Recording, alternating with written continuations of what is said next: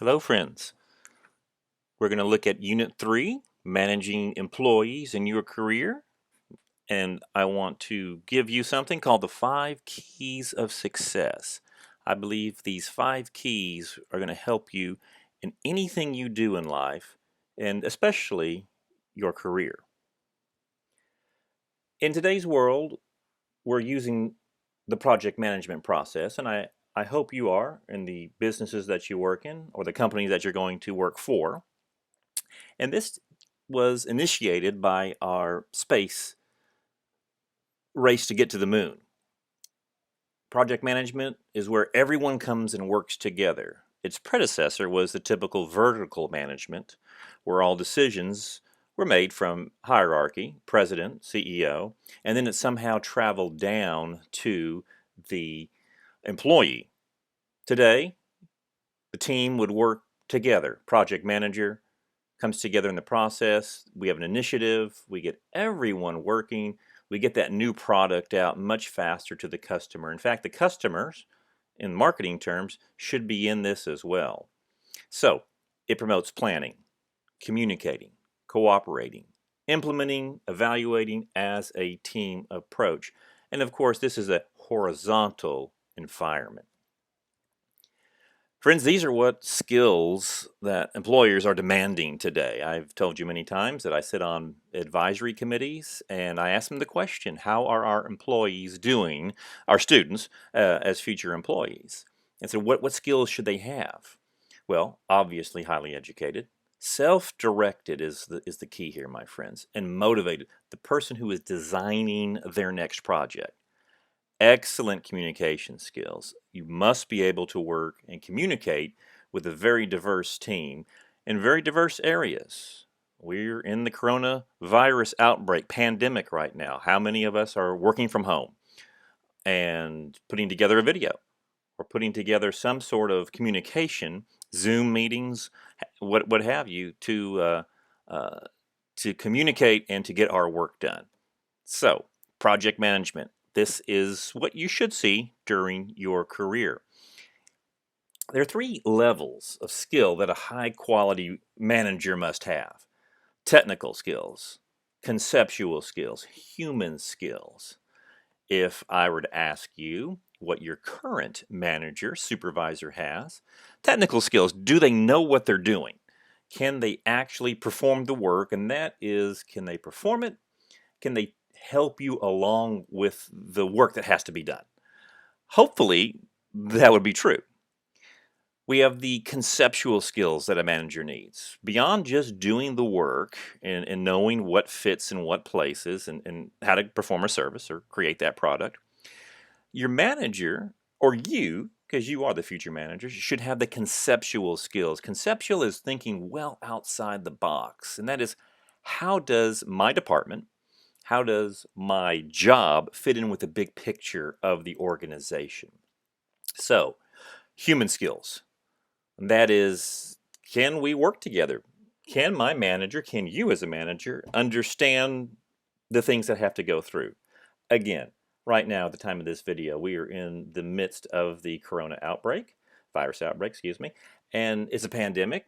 And so, wow, hopefully as a leader, we can come up with creative decisions and solutions to get that work done. And that, again, maybe working from home, different places. We are the human skill is, does your manager value you as an employee? I usually ask this question in the lecture class: what person has a manager? Which person has a manager that has all of these 3 skills? And I rarely get a lot of hands up.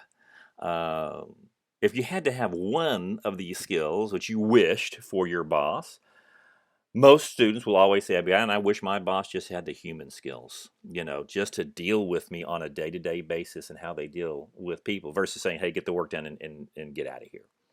So I have a question for you. As a manager, as a leader, do you wish to be loved or feared? Interesting question, isn't it? A lot of different responses. If you just want to be loved, then what happens? Usually you, as a manager, can become very used, and not appreciated. If you're feared, then just people are scared of you. They don't want to come to Randy to have any type of problems because they know what Randy's going to do. He's going to tell them, get out of here. Now, they both work. I'm not saying they're not, in today's workforce. Perhaps the best answer to this question is respected. As a manager, as a leader, I think you want the respect from your employees, that you know your job, you are working well with them, and you know where your department fits in the big scheme of the organization. Respected managers, people will come and show up for work and get things done. So I think that might be the answer we are looking for. It's pretty sad fact there, isn't it? Job satisfaction. The conference board is an organization that measures the well-being. It really measures attitude around the United States, personally and professionally. 70% of Americans, 70% of working Americans are not satisfied with their job, and this is not a recent data point. This has been going on probably since the late 1990s. There's an old Johnny Paycheck song that is titled, "Take This Job and Shove It. I ain't working here no more." And that's what most people would like to say. Now, hey, we need our jobs. We've got to have an income. We've got to feed ourselves, provide for our families, purchase all those great things. So we're not quitting, but we're not really satisfied. I hope as we go through these 5 keys of success with you that we're going to find that a well-satisfied employee is a tremendous asset for any organization. And of course, for the people you're going to lead in the future. You want them satisfied and excited to come to work. So there we are. We don't like the boss. We may hate them. Attitude is a reflection of leadership.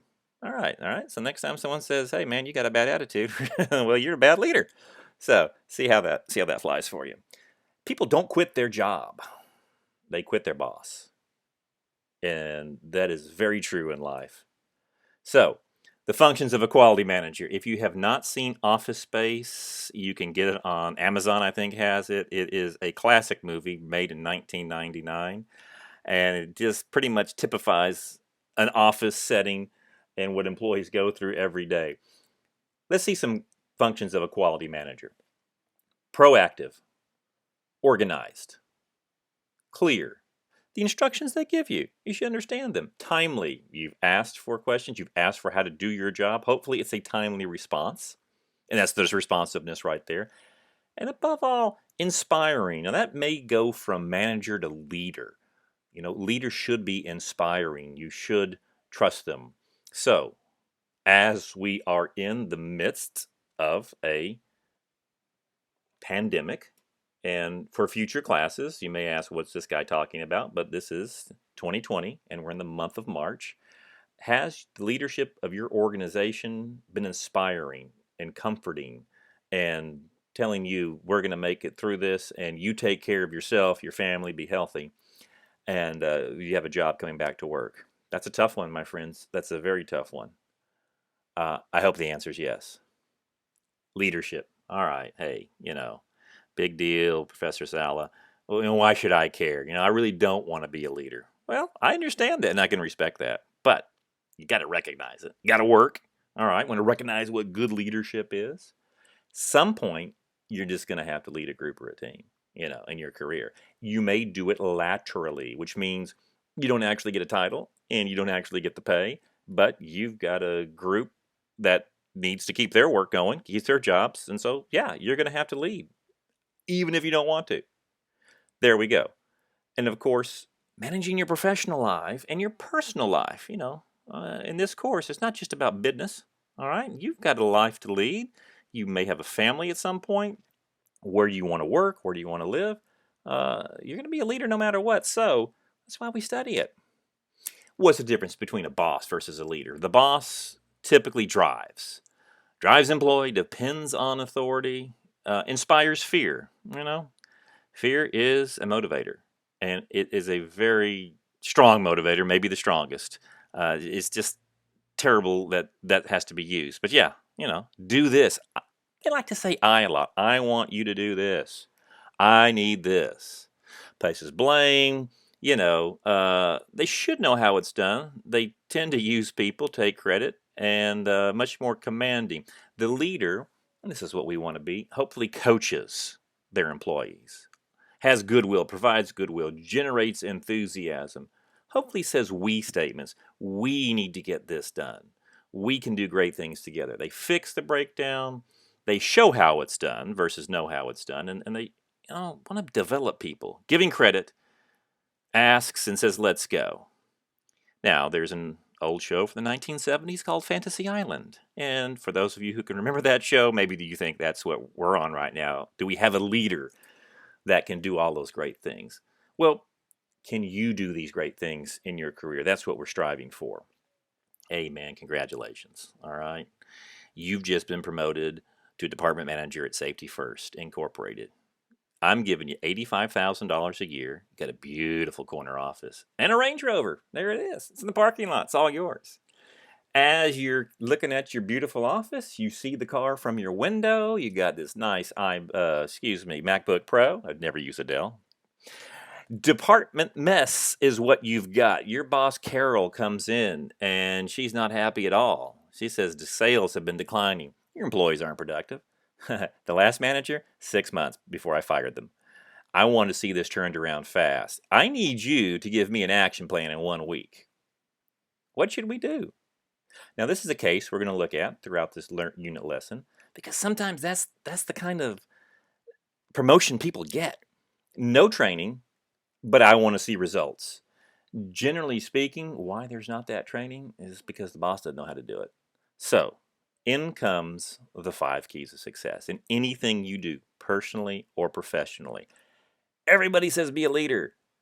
I think that word may just be overused, even more than the word love.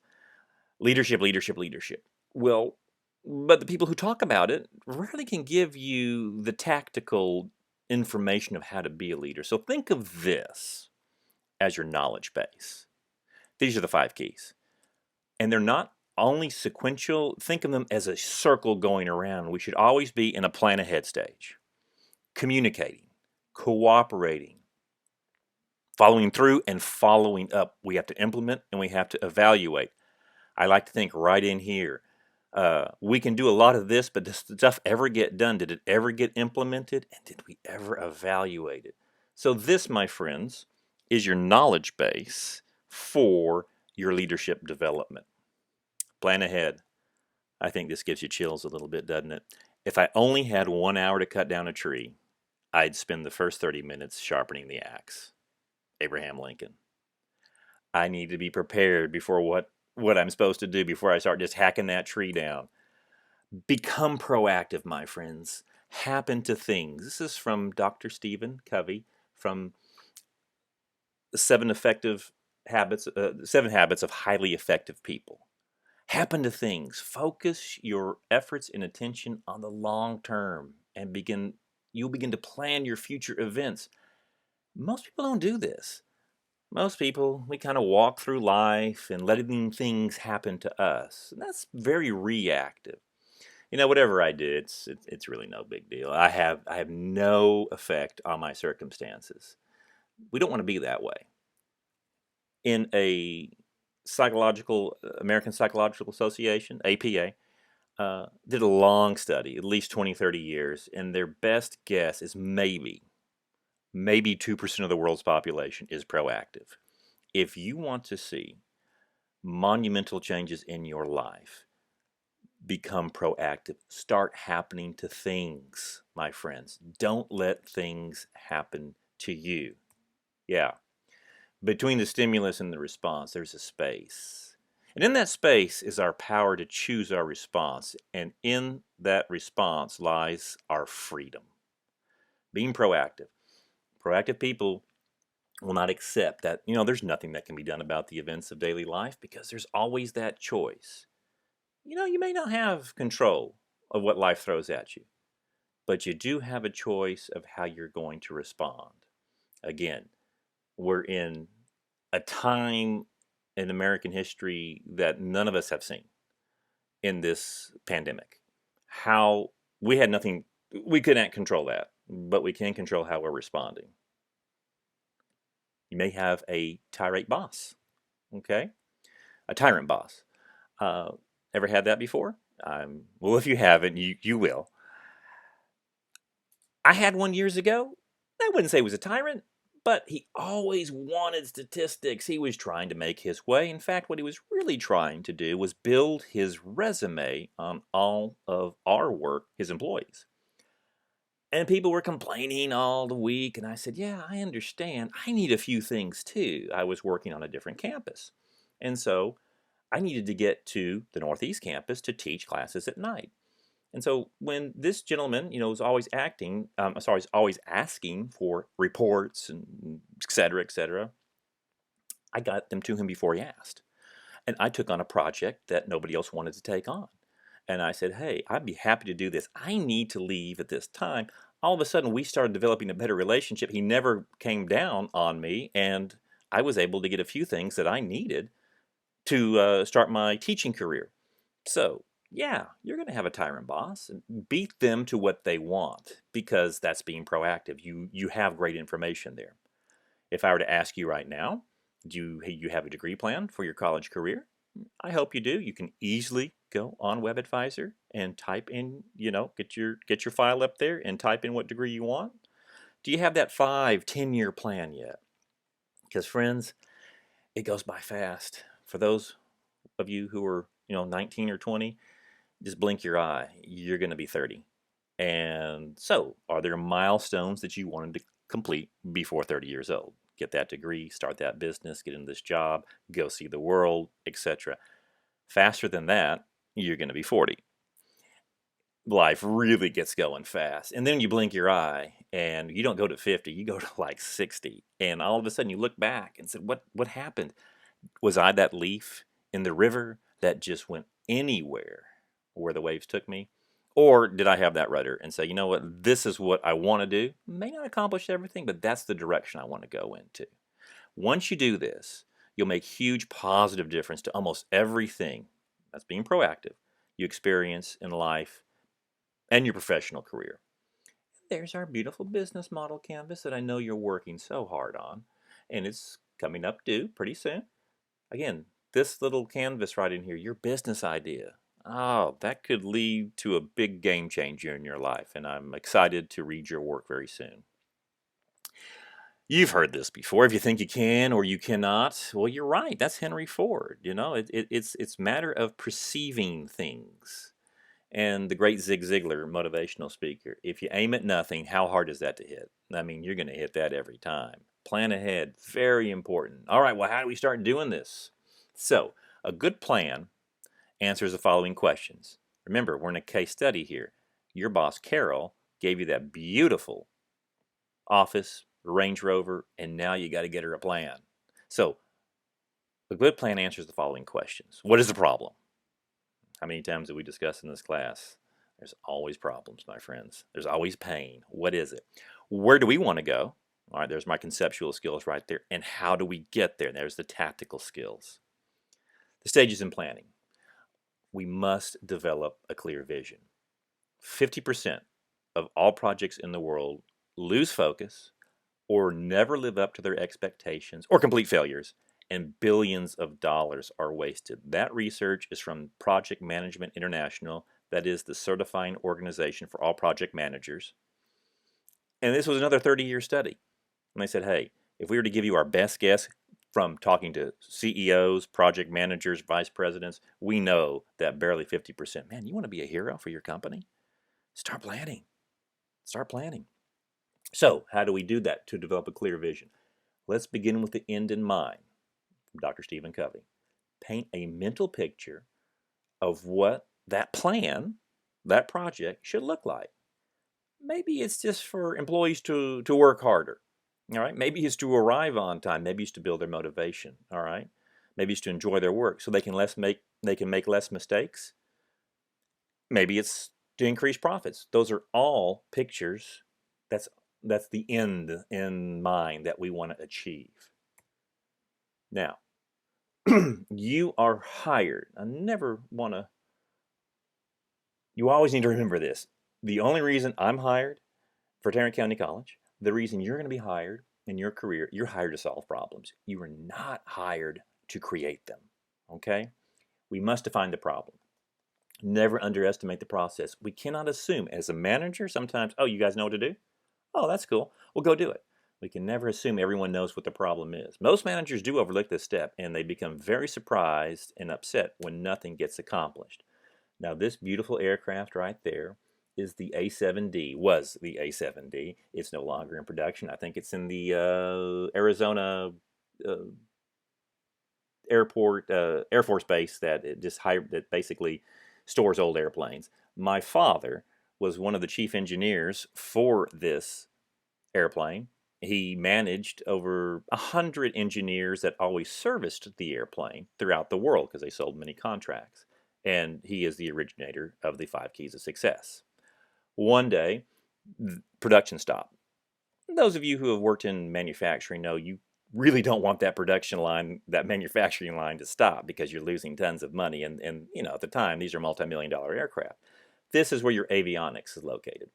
And something was wrong with the avionics. It wasn't testing out right. So engineers all down on the shop floor in Grand Prairie when they were in their full production in the 1970s and early 80s, they couldn't figure it out. They called my father, Ray Saleh, and said, Ray, get down here. Well, maybe you know something. I mean, you're in charge of all the service. And he walks down and says, okay, yeah, they've been down there for quite a while, and said, what's the problem? Oh, we know what the problem is, Ray. It's a lot of the aviation's not testing. The avionics aren't testing out right. Okay. Well, where's your problem statement? And they said, hey, what are you talking about? A problem statement? Uh, the, you know, uh, we know what the problem is. We're engineers. He said, if you know what the problem is, it should take us no more than 5 minutes to write out a problem statement. And so, after 3 hours, after 3 hours, we nailed out a problem statement. When the problem statement was solved, was written down, they fixed that aircraft was back in production within 45 minutes. Don't assume what the problems are, my friends. Oh, symptoms and problems. The first sight to be elements of the problem are at best symptoms. Remember that. This is from Peter Drucker. The most visible symptoms are the least revealing ones. There's nothing more deceptive than an obvious fact. That's from Dr. Arthur Conan Doyle. Does anyone know what fictional character he created and what books he wrote? Ah, good, you got it. He is the author, and that's his first name, of Sherlock Holmes. So, interesting. The most common sources of mistakes in management is the emphasis on finding the right answer than accurately defining the right question or problem. For there are few things as useless, if as not dangerous, as the right answer to the wrong question. That's Peter F. Drucker.